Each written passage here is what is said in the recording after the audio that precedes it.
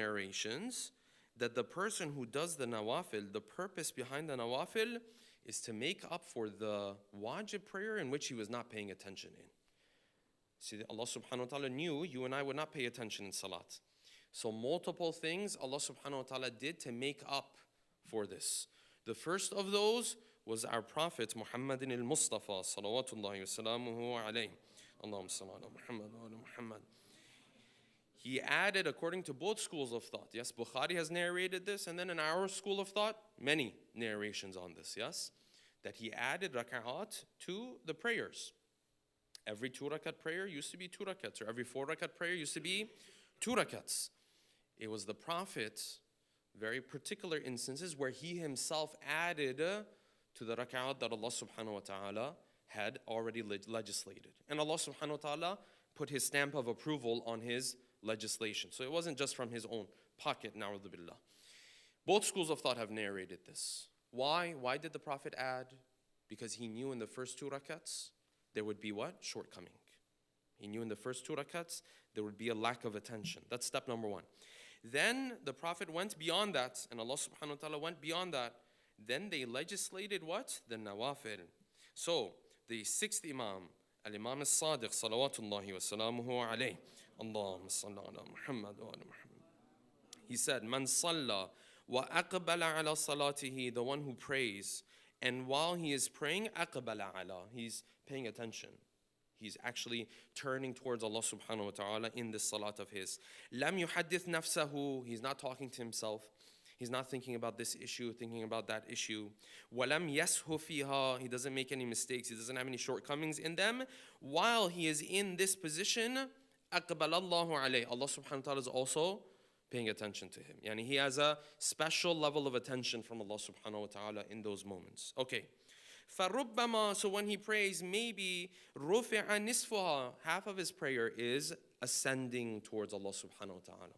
Because that which you do is one thing, that which goes to Allah subhanahu wa ta'ala and is qabul in the eyes of Allah is a different discussion.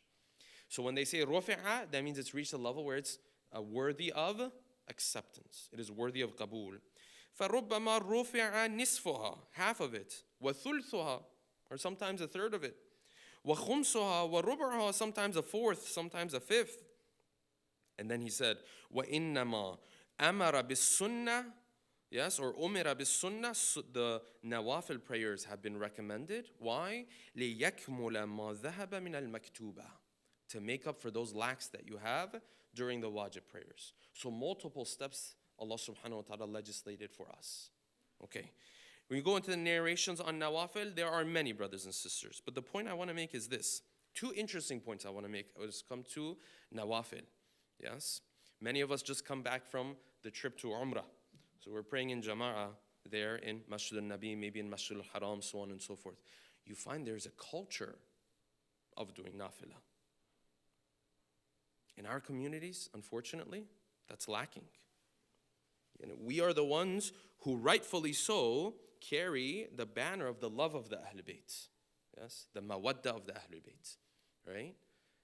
But when it comes to those things that they emphasized, we lack there. This is not a means of pride for us, unfortunately, the way we act on their teachings. So you see over there, there's a culture. So the imam, they give the adhan, and then they allow time. They do the nafilah, yes, after dhuhr, so on and so forth.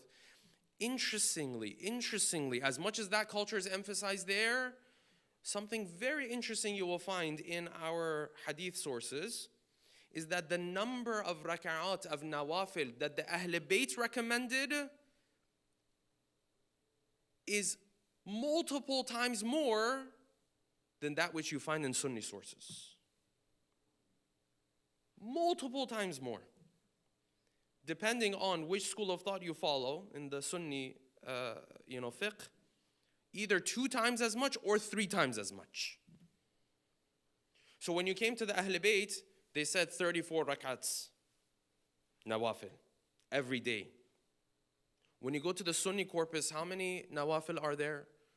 Depending on the school of thought, some will say 10, some will say 12, some will add, typically the highest number you're going to come to is 20.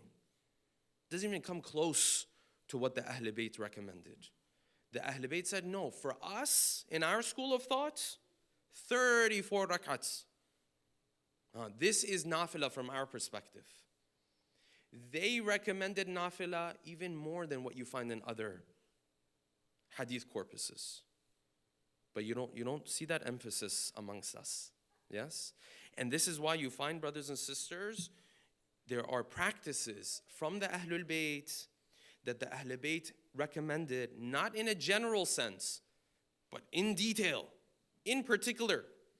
They told you, I want you to come and do this, and I want you to do it exactly in this particular way. Yes? And you don't find our communities emphasizing these practices.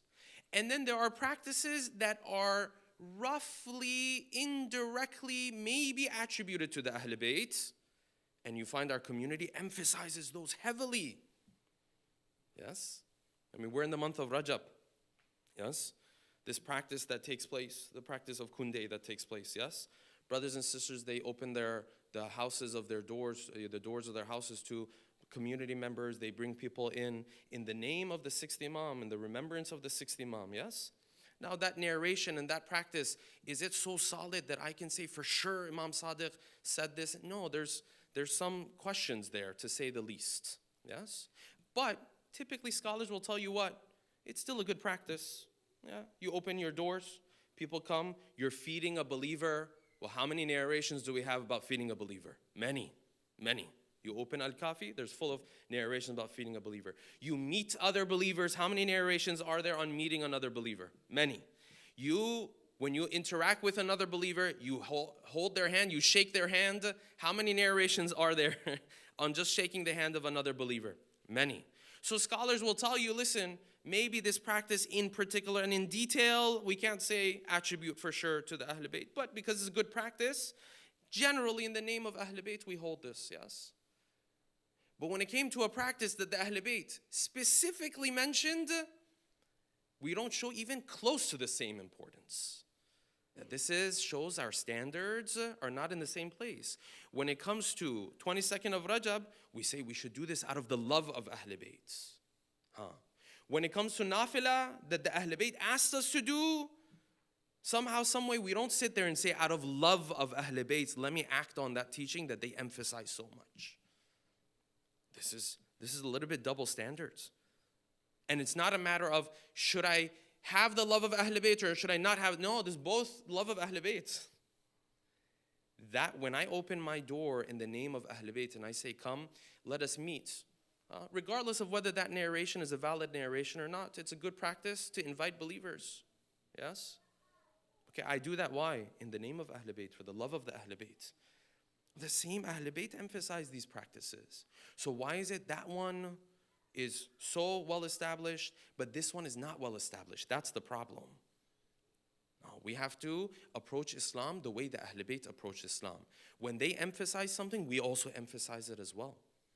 We also give importance to it as well.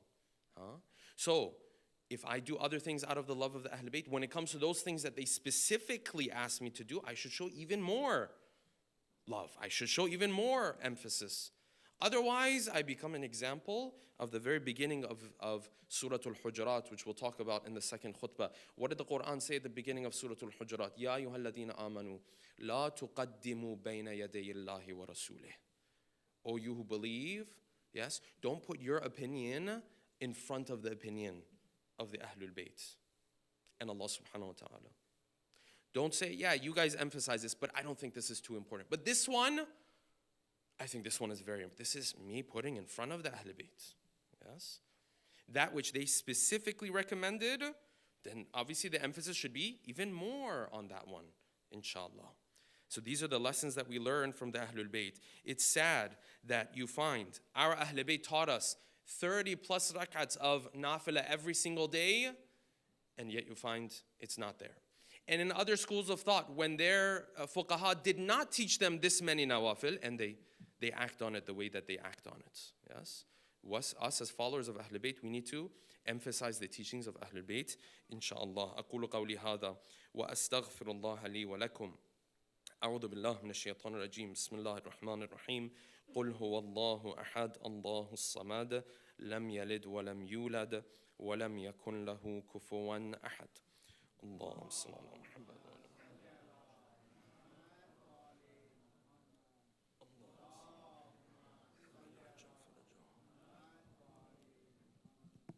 اللهم صل على محمد وعلى محمد. بسم الله الرحمن الرحيم. الحمد لله رب العالمين، أثني عليه حامدا وأذكره مسبحا، ثم أصلي وأسلم على نجيبه وجليله وحافظ سره الذي سمي في السماء بأحمد وفي الأراضين بأبي القاسم محمد. اللهم صل على محمد وعلى محمد. اللهم صل وسلم على علي أمير المؤمنين وفاطمة الزهراء سيدة نساء العالمين، وعلى سبطي نبي الرحمة وإمامي الهدى الحسن والحسين سيدي شباب أهل الجنة، وعلى علي بن الحسين ومحمد بن علي وجعفر بن محمد وموسى بن جعفر وعلي بن موسى ومحمد بن علي وعلي بن محمد والحسن بن علي والخلف الهادي المهدي حججك على عبادك وأمنائك في أرضك. صلوات. اللهم صل على محمد وعلى محمد. اللهم اغفر للمؤمنين والمؤمنات. عباد الله أوصيكم ونفسي بتقوى الله. We reach these lines of Surah Al-Hujurat. يا أيها الذين آمنوا إن جاءكم فاسق بنبأ فتبينوا. If, O you who believe, if someone comes to you and brings you a news, and that person who's bringing you the news is fasiq, he is not a person that you can rely on. Yes? Fasiq typically means an open sinner. But as you will see, the verse is referring to any situation where you're not sure about what is being presented to you. So the Quran said, and this is an important verse and carries important implications for our community. A lot of family issues comes out of the fact that we don't act on this teaching of the Prophet, or this teaching of Allah subhanahu wa ta'ala. Ya ayyuha alladhina amanu in ja'akum fasiqun binaba'in. If someone unreliable, problematic, brings you a piece of news, fatabayyanu. So investigate, look into it. أن تصيبوا قوما بجهالة فتصبحوا على ما فعلتم نادمين.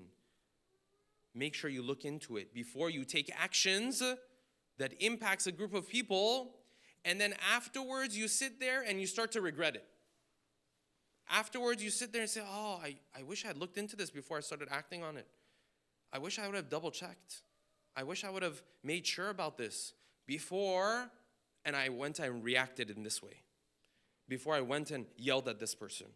Before I went and spread rumors about this person. Has big, big implications for all of our communities. And then our smaller communities, which are our families. A lot of family issues come out of this. It's a big area. And the Quran said this is a principle, and in fact this is not the principle of the Quran. Look at all the mufassirin will tell you this is an uqala'i principle, meaning any person of intellect understands this. The Quran just emphasized it. Otherwise in any society they'll tell you, you're not sure about something, you have to look into it more. And the reality is, inshallah, next khutbah, whenever I have the opportunity, inshallah, I'll talk more about this, because this is something we need to spend more time on. The reality is, brothers and sisters, especially when it comes to family, especially when it comes to smaller things in life, yes? Many times in life, you will never reach a conclusion. Did this person actually do this or not? Did this person say this or not? So you also have to have a strategy for those situations where you don't reach a conclusion. Life is not black and white. There's a lot of gray situations. So a lot of situations you will never know. Did this person do this or not? You don't know. So the Ahl Bayt and Allah subhanahu wa ta'ala also taught us how are you supposed to react in those situations where you don't know this person did this or not. Okay. This issue, a verse of the Quran, there's multiple sha'n and nuzuls mentioned. Now the sha'n and nuzuls that are mentioned for the verses of the Quran, the stories behind the revelation of the verses of the Quran, not too many of them are that reliable.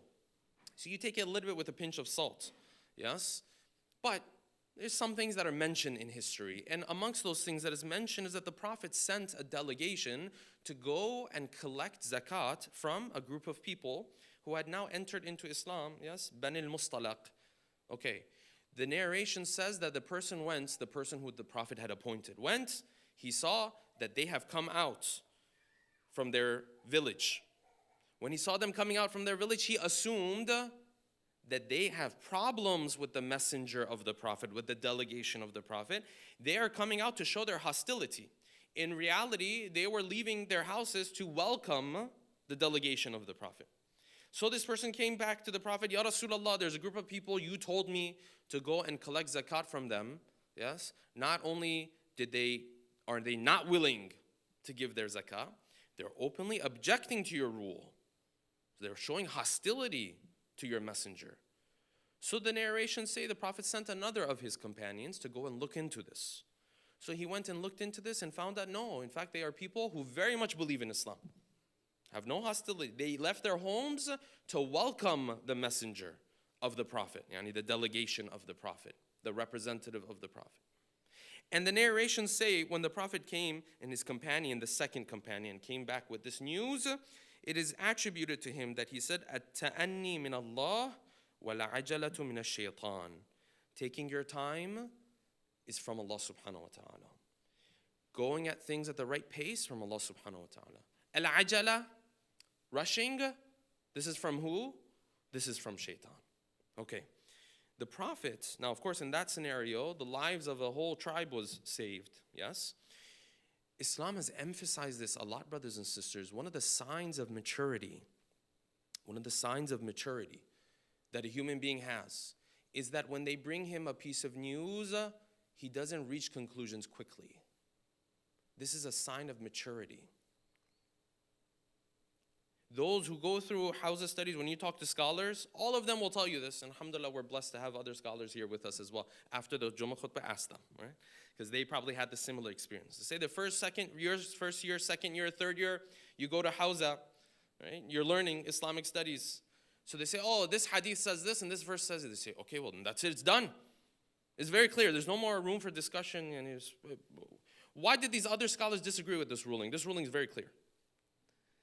Then when you give it a little bit, 3-4 years into your studies, then you're like, oh no, I think there's some more details we have to pay attention to here. I understand now why that scholar might have had some questions. You give it another 3-4 more years, then you become of the opinion of that other scholar. You say, actually, what he said is right. Nothing other than that is correct. Actually, how did this scholar give this opinion? This is a natural process, partially because you're growing in your age as well. Of the signs of maturity in life, brothers and sisters, hold on to this. And dare I say, forgive me, but our sisters in particular, please hold on to this. One of the signs of maturity is that when you see something, you take time before reaching a conclusion. Yes, it's very easy to have a very simple approach in life, black and white. He said this, okay, so that's bad. She said this, so she's a good person. She did this, so she's good. She's bad. It comes to us naturally, very simple, black and white. Reality is far more nuanced. It's not like that. People do things for a lot of different reasons. I know it removes the burden from me to just sit there and say, this person did this, so they dislike me and my family and so on and so forth, so that's why they're doing it. And this is a very simple conclusion to walk away with. Yes? But that's not how reality works. And it's also not what the Ahlul Bayt taught us. The Ahlul Bayt taught us, when you see something from someone, be nuanced in your approach. Now there's more details on this. I'll leave it for the next khutbah. But I want to emphasize something. Where do we find this in the verses of the Quran? There's a story in the verses of the Quran that we don't discuss very often. And that is the story of Dawood alayhi salam. When Allah subhanahu wa ta'ala said, Ya Dawood, inna ja'alnaka khalifatan fil ard. O Dawood, now you're our representative on earth. Fahkum bayna nas. You are going to play the role of a judge amongst people, yes? You will give your opinion about the different situations that people come to you with. So the Quran describes a story just in 3 or 4 verses. وَهَلْ أَتَاكَ النَّبَأُ الْخَصْمِ إِذْ تَصَوَّرُوا الْمِحْرَابَ. Have you ever heard the story of those people who climbed the wall to come to speak to Dawood? Why did they climb the wall? Because it seems like they weren't human beings. These were angels that Allah subhanahu wa ta'ala has sent for a test for Dawood. So what did Allah subhanahu wa ta'ala test Dawood with anyways? So this is the morale of the story, the important lesson in the story. Okay, so these individuals come to Dawood. Because Allah subhanahu wa ta'ala is going to place him in a situation where he has to make a call. He has to make a judgment. He has to come to a conclusion. إِذْ دَخَلُوا عَلَى دَاوُودَ فَفَزِعَ مِنْهُمْ. They entered upon Dawood. Dawood was and he was astonished. Why? Because of the way they were approaching. Because clearly they weren't normal human beings. Yes? Those were like angels. فَفَزِعَ مِنْهُمْ قَالُوا لَا تَخَفْ. They said, oh Dawood, don't worry. Yes? We've come to you for judgment. Why don't you hear what our issue is, and please make a judgment as it relates to this issue. Now Allah subhanahu wa ta'ala is testing Dawood. But look at what the test was for Dawood. And there's an important lesson for us to learn from this. He continued. They said, okay, you know what our issue is? إِنَّ هَذَا أَخِي لَهُ تِسْعٌ وَتِسْعُونَ نَعْجَةٌ. This brother of mine here, he has 99 female sheep. Yes? And I have one. And he is now asking to take this one also away from me. Yes. فَقَالَ أَكْفِلْنِيهَا وَعَزَّنِي فِي الْخِطَابِ. And you know what? He's so well spoken and he knows how to argue so well. Yes. He's making his case and he's taking my last one as well. So can you make a judgment about this situation where me, the poor one, the oppressed one, the one who's in difficulty, I only have one sheep. And this friend of mine, thank you, this friend of mine has 99. Yes, his business part of mine, 99. But he wants to also take my one. Ya Dawood, can you pass judgment in this issue? So what did Dawood do? Dawood looked at this situation. He saw the other person is quiet. What did he do? He said, you're right. Huh? وَإِنَّ الْخُلَطَاءَ لَيَبْغِي بَعْضُهُمْ عَلَى بَعْضٍ. People who work together, business partners, they do a lot of injustice to each other. Like, he's doing injustice to you. He doesn't have the right to take that one sheep away from you. So he passed the judgment. Yes?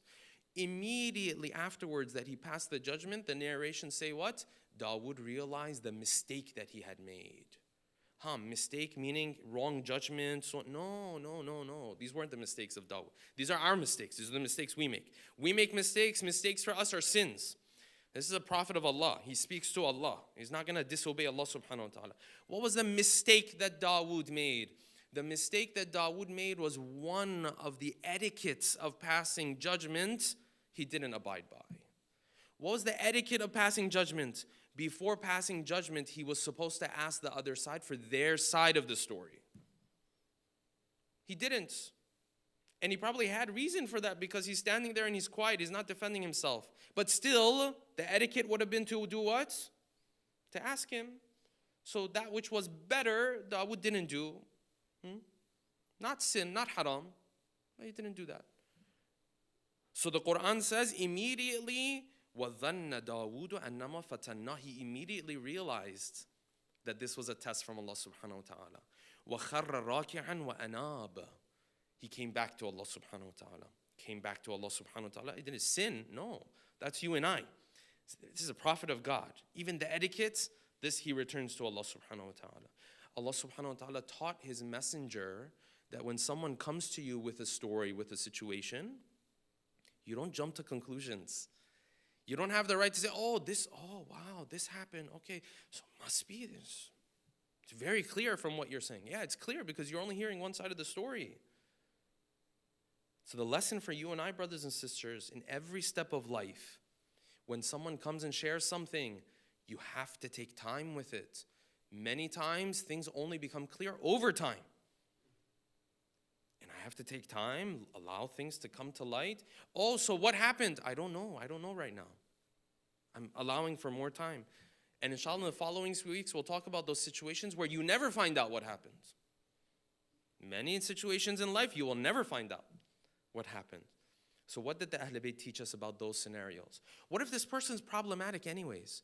What if they say this person has said this, done this wrong thing, and in fact, in the past, he's done other wrong things? How am I supposed to deal with this individual? The Ahlul Bayt had teachings on all of these. You know, the Prophet, in some of these issues, he took an approach that people called him udhun. They said, you know what, this messenger of ours is so naive, he believes anything that people come and tell him. Why? Why did they call the Prophet naive? Why did they say he's udhun, he's like an ear, and whatever you say, he takes it? Because the Prophet had a particular approach when it came to this issue. And I'm taking time on this topic and emphasizing it because it plays a big role in our communities and also within our families as well. It's sad, but that's the reality of the matter. I want to end, inshallah. These are Surah Al-Hujurat, brothers and sisters, that we are reciting. And alhamdulillah, just last week we had the opportunity to go and perform Umrah and visit these Hujurat. These Hujurat, brothers and sisters, are the rooms that belong to the family of the Prophet immediately surrounding Masjidun Nabi. Yes? Immediately surrounding what is now referred to as the Rawdah. What is referred to as that place that the Prophet of God said is a garden from the gardens of heaven. Yes? And when we went to the Rawdah and we were praying for all of you and remembered the community and all of our brothers and sisters who have hajat, all of our brothers and sisters who are in difficulty and in pain, when we went there, it was very interesting because when I had the opportunity to enter into the Rawdah, and I apologize, I've gone over time today. When I entered, it was maybe the night before the 13th of Sha'ban or the night of, I'm forgetting exactly which night it was, but you saw the house of Lady Fatima. Yes, the house of Ali ibn Abi Talib, salawatullahi wa salamuhu alayhi. And you see the people walk by, they don't even know many times that this is the house of these special figures, these special characters. Of course, they know the Prophet is buried there, but many do not know or are not aware or don't really pay attention to the holiness of the house that is right there, yes? So this was the sweetness of the trip. There was also, unfortunately, the bitterness of the trip. And that came particularly because we heard the news and received the news of the passing of our dear brother, Wajahat Siddiqui. And this was very bitter for us, because I remember we left our first tawaf. And the moment we left our first tawaf, we received this news, unfortunately. And I believe it was the middle of the night here in Dallas.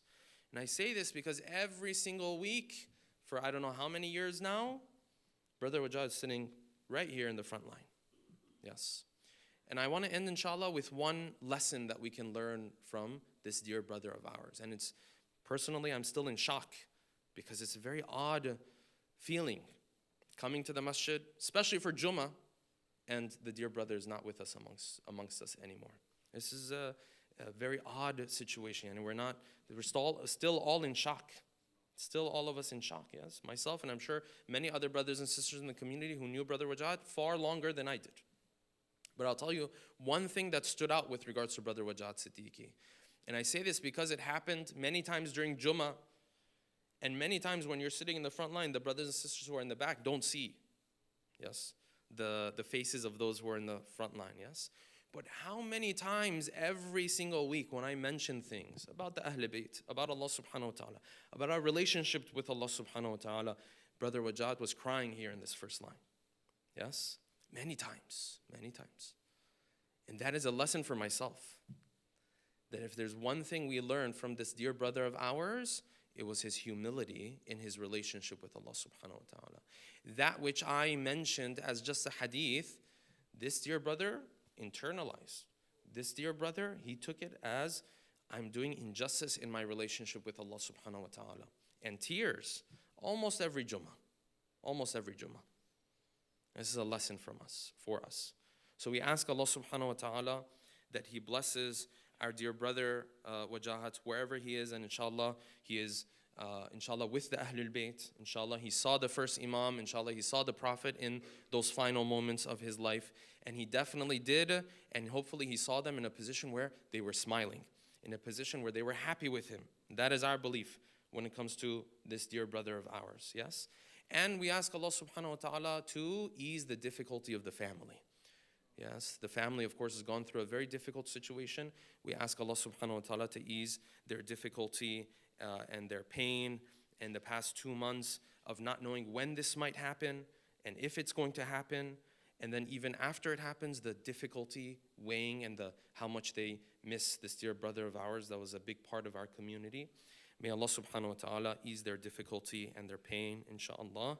And the dear brothers and sisters, inshallah, can do whatever in their power to, inshallah, make this musibah and this calamity a little bit tolerable, a little bit more,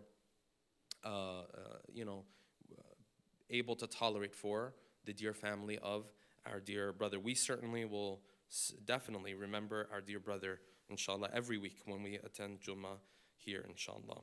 Let us also learn the lesson, as this is a shock for us, that truly life is not promised. And this dear brother of ours who was here every week, he is no longer with us. Who's to say next week we will be around? This is a lesson for myself first and foremost to learn, inshallah. أقول قولي هذا وأستغفر الله لي ولكم. أعوذ بالله من الشيطان الرجيم. بسم الله الرحمن الرحيم. والعصر إن الإنسان لفي خسر إلا الذين آمنوا وعملوا الصالحات وتواصوا بالحق وتواصوا بالصبر. اللهم صل على محمد.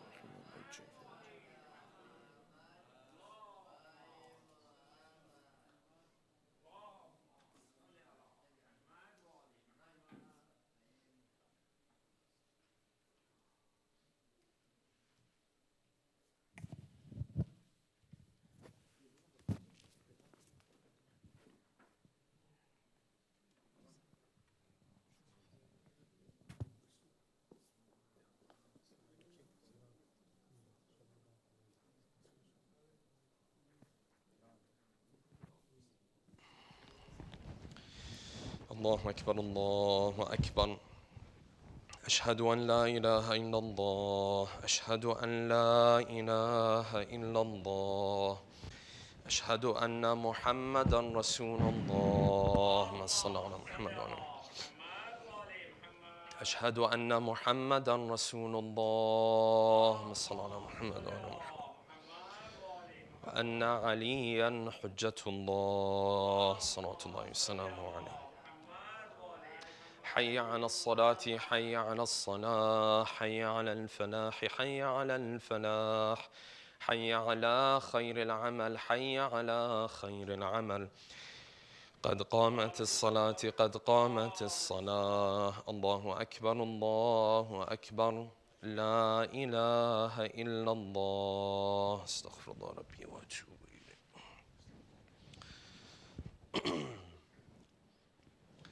الله أكبر. بسم الله الرحمن الرحيم. الحمد لله رب العالمين الرحمن الرحيم مالك يوم الدين. إياك نعبد وإياك نستعين. اهدنا الصراط المستقيم صراط الذين أنعمت عليهم غير المغضوب عليهم ولا الضالين. بسم الله الرحمن الرحيم. يسبح لله ما في السماوات وما في الأرض الملك القدوس العزيز الحكيم. هو الذي بعث في الأميين رسولا منهم يتلو عليهم آياته ويزكيهم ويعلمهم الكتاب والحكمة وإن كانوا من قبل لفي ضلال مبين. وآخرين منهم لما يلحقوا بهم وهو العزيز الحكيم. ذلك فضل الله يؤتيه من يشاء والله ذو الفضل العظيم. مثل الذين حملوا التوراة ثم لم يحملوها كمثل الحمار يحمل أسفارا.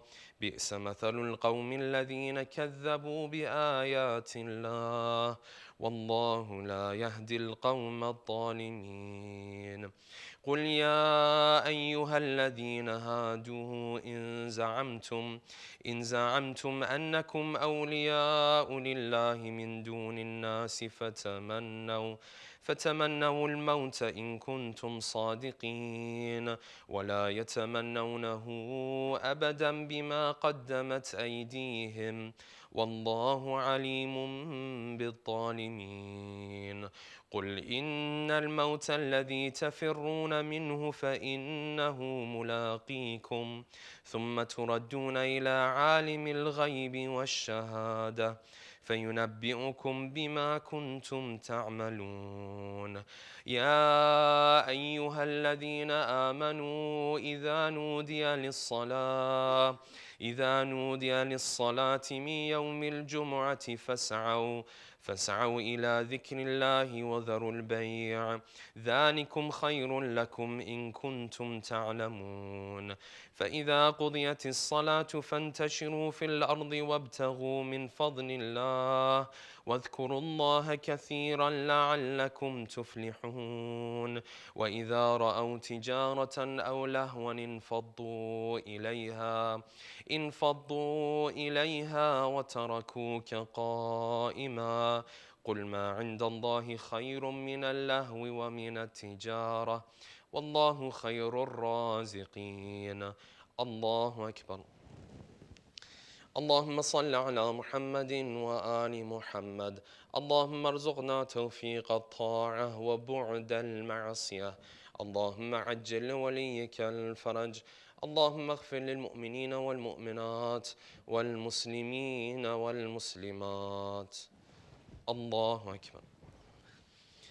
سبحان ربي العظيم وبحمده سمع الله لمن حمده. الله أكبر. سبحان ربي الأعلى وبحمده. الله أكبر. الله أكبر. سبحان ربي الأعلى وبحمده. الله أكبر. بحول الله وقوته أقوم وأقعد. بسم الله الرحمن الرحيم. الحمد لله رب العالمين الرحمن الرحيم مالك يوم الدين إياك نعبد وإياك نستعين اهدنا الصراط المستقيم صراط الذين أنعمت عليهم غير المغضوب عليهم ولا الضالين. بسم الله الرحمن الرحيم والعصر إن الإنسان لفي خسر إلا الذين آمنوا وعملوا الصالحات وتواصوا بالحق وتواصوا بالصبر. الله أكبر.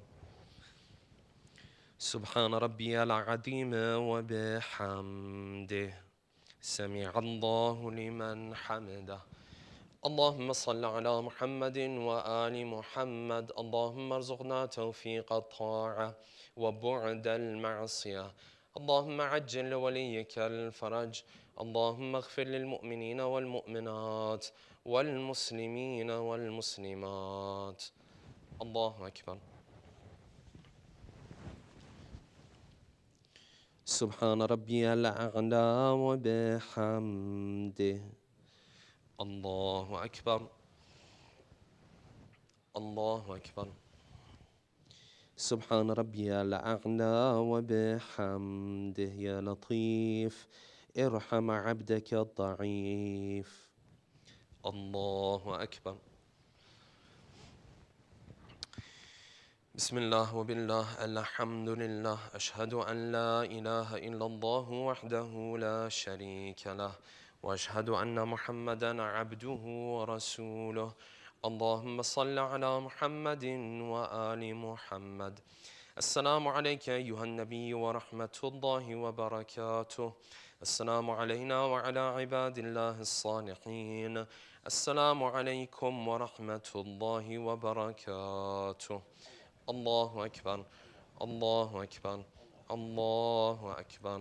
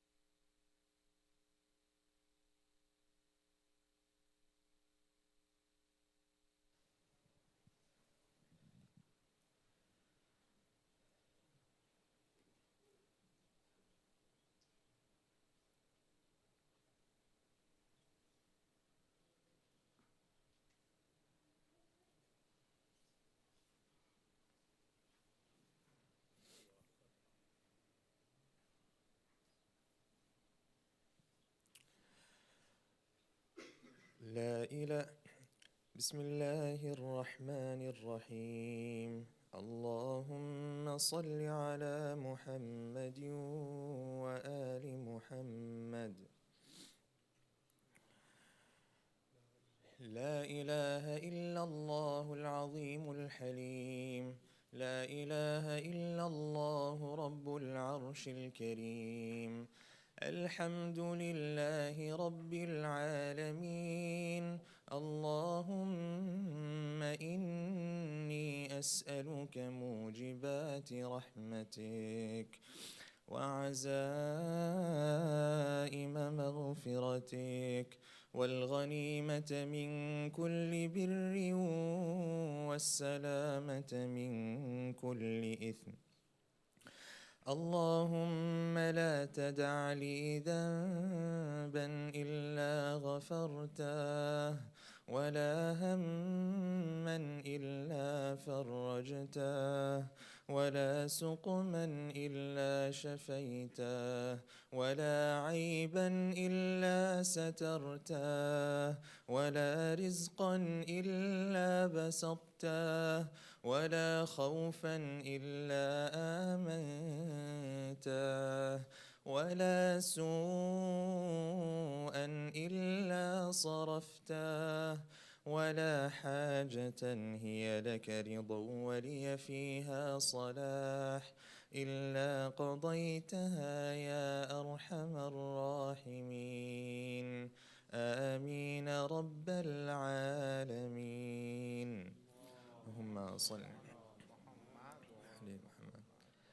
There is no God except Allah, the All-Supreme, the All-Forbearing. There is no God except Allah, the Lord of the Noble Throne. All praise belongs to Allah, Lord of all the worlds. O Allah, I beseech you to grant me that which will call forth your mercy and make certain your forgiveness, and grant me a share of every virtue and safety from every sin. O Allah, do not leave any of my sins unforgiven, nor any grief unrelieved, nor any illness uncured, nor any defect unconcealed, nor any provision unenhanced, nor any fear unalleviated, nor any evil unrepelled, nor any need of which you approve and in which lies my welfare unfulfilled. O most merciful of the merciful, Ameen, O Lord of the worlds. Allahumma.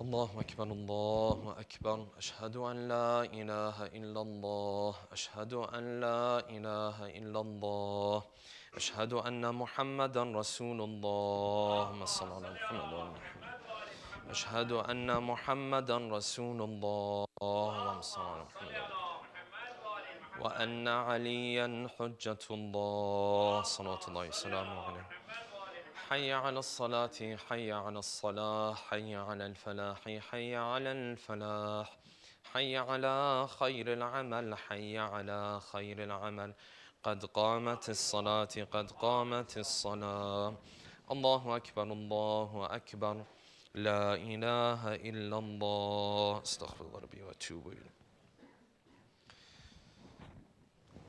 الله أكبر بسم الله الرحمن الرحيم الحمد لله رب العالمين الرحمن الرحيم مالك يوم الدين إياك نعبد وإياك نستعين اهدنا الصراط المستقيم صراط الذين أنعمت عليهم غير المغضوب عليهم ولا الضالين بسم الله الرحمن الرحيم قل هو الله أحد الله الصمد لم يلد ولم يولد ولم يكن له كفوا أحد الله أكبر سبحان ربي العظيم وبحمده سمع الله لمن حمده الله أكبر.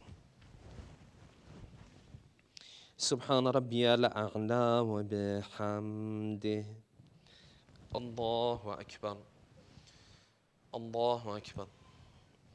سبحان ربي الأعلى وبحمده. الله أكبر.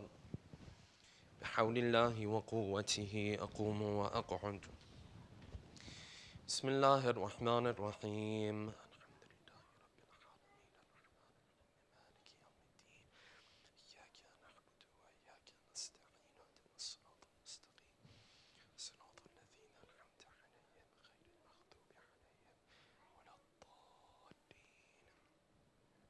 بسم الله الرحمن الرحيم. قل هو الله أحد الله الصمد لم يلد ولم يولد ولم يكن له كفوا أحد.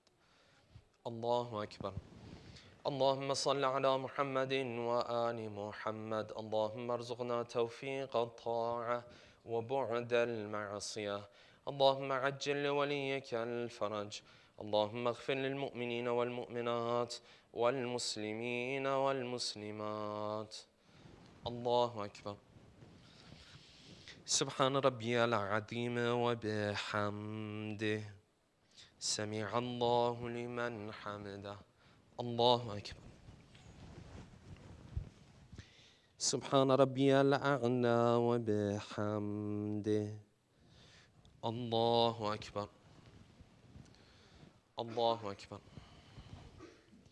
سبحان ربي الأعلى وبحمده. الله أكبر. أشهد أن لا إله إلا الله وحده لا شريك له وأشهد أن محمدا عبده ورسوله.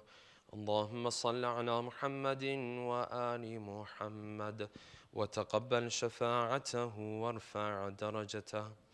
بحول الله وقوته أقوم وأقعد. سبحان الله والحمد لله ولا إله إلا الله والله أكبر. سبحان الله والحمد لله ولا إله إلا الله والله أكبر. الله أكبر. سبحان ربي العظيم وبحمده. سمع الله لمن حمده. الله أكبر.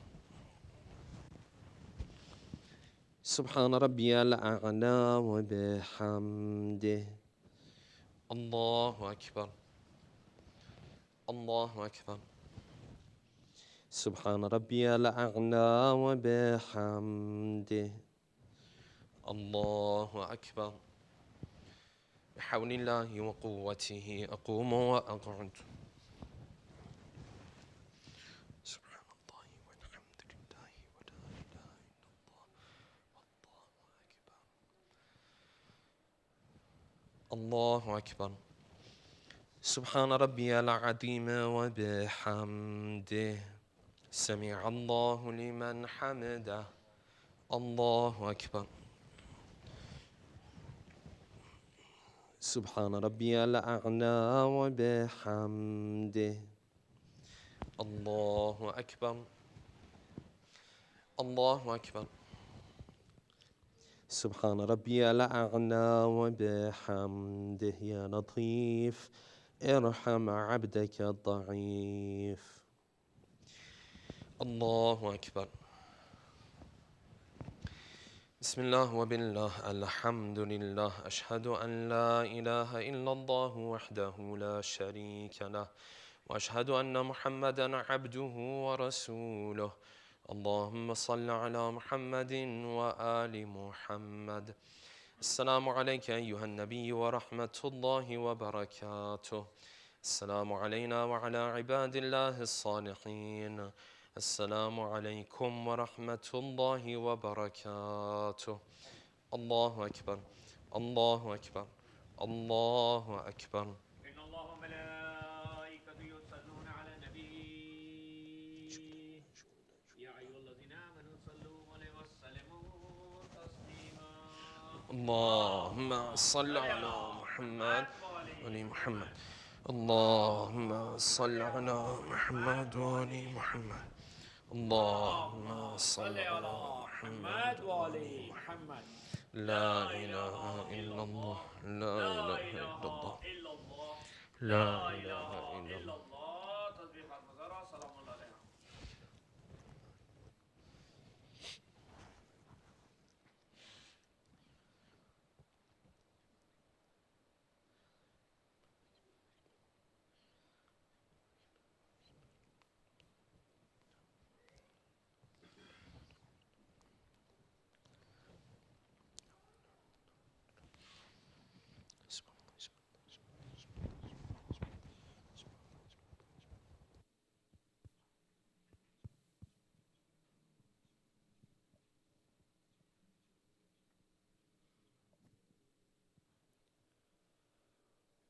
Let us recite together the dua for the return and protection of the Imam of our time. بسم الله الرحمن الرحيم. اللهم صل على محمد وآل محمد.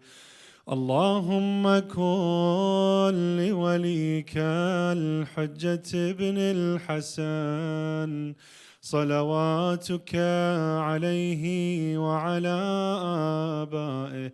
Everyone.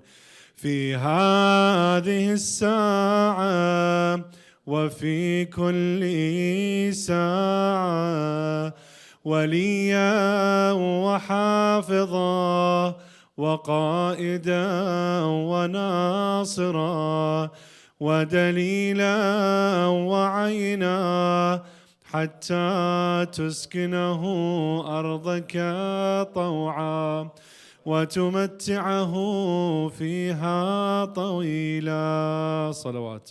اللهم صل على محمد وآل محمد. O God, be for your representative, the proof, son of Al-Hassan. May your blessings be upon him and his forefathers. At this moment and every moment, a guardian, a protector, a leader, a support, a guide, and a watchful eye, until you have him reside on your earth, be obeyed by all its inhabitants, and prosper for a long time. Salawat.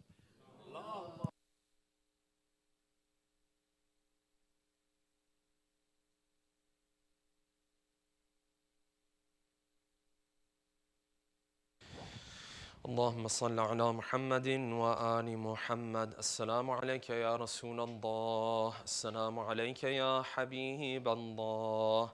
السلام عليك يا أمير المؤمنين علي بن أبي طالب. السلام عليك يا فاطمة الزهراء سيدة نساء العالمين. السلام عليك يا حسن المجتبى. السلام عليك يا أبا عبد الله الحسين. السلام على 9 المعصومين من ذرية الحسين. السلام عليك يا صاحب العصر والزمان. السلام عليك يا خليفة الرحمن. السلام عليك يا إمام الإنس والجان ورحمة الله وبركاته. السلام عليكم يا أهل بيت النبوة جميعا ورحمة الله وبركاته. الله